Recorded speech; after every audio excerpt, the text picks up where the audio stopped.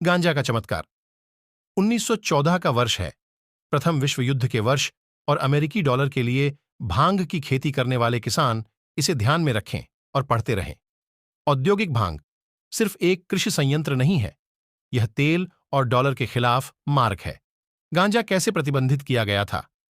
Act, भांग का एक टुकड़ा खेत 25 एकड़ जंगल के बराबर ऑक्सीजन पैदा करता है। 2, फिर से 1 एकड़ गांजा 4 एकड़ पेड़ों के बराबर कागज का उत्पादन कर सकता है। 3, जहां भांग को 8 बार कागज में बदला जा सकता है, वहीं लकड़ी को 3 बार कागज में बदला जा सकता है।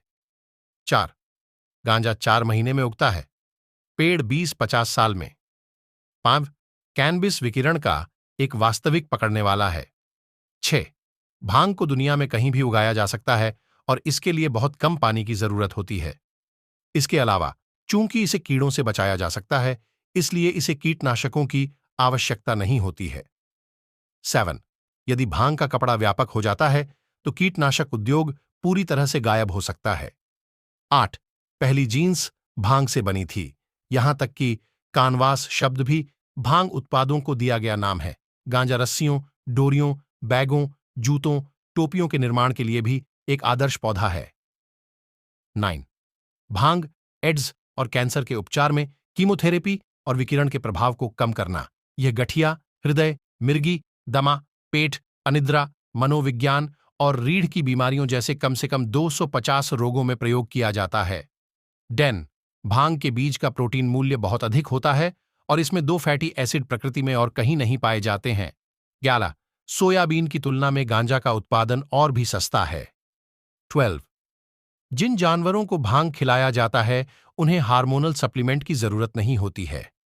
13, सभी प्लास्टिक उत्पादों को भांग से बनाया जा सकता है और भांग प्लास्टिक प्रकृति में वापस आना बहुत आसान है। 14, अगर कार की बॉडी गांजा की बनी हो तो यह स्टील से 10 गुना ज्यादा मजबूत होगी। 15, इसका उपयोग इमारतों के इंसुलेशन के लिए भी किया जा सकता है।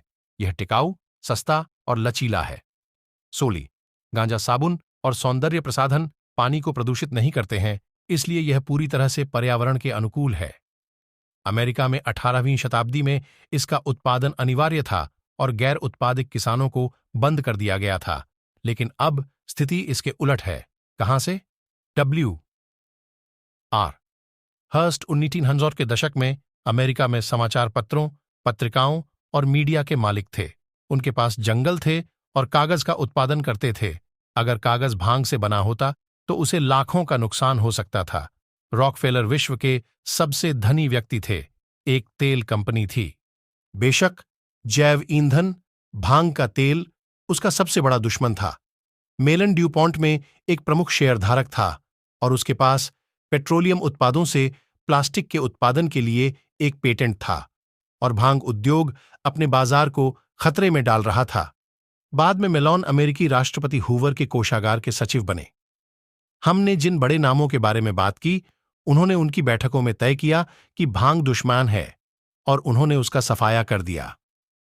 मीडिया के माध्यम से उन्होंने मारिजुआना शब्द के साथ साथ लोगों के दिमाग में एक जहरीली दवा के रूप में मारिजुआना का इंजेक्शन लगाया है।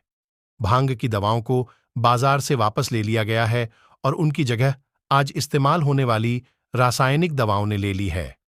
कागज उत्पादन के लिए जंगलों को काटा जा रहा है, कीटनाशक और कैंसर का नशा बढ़ रहा है, और फिर हमने अपनी दुनिया को प्लास्टिक कचरे, खतरनाक कचरे से भर दिया।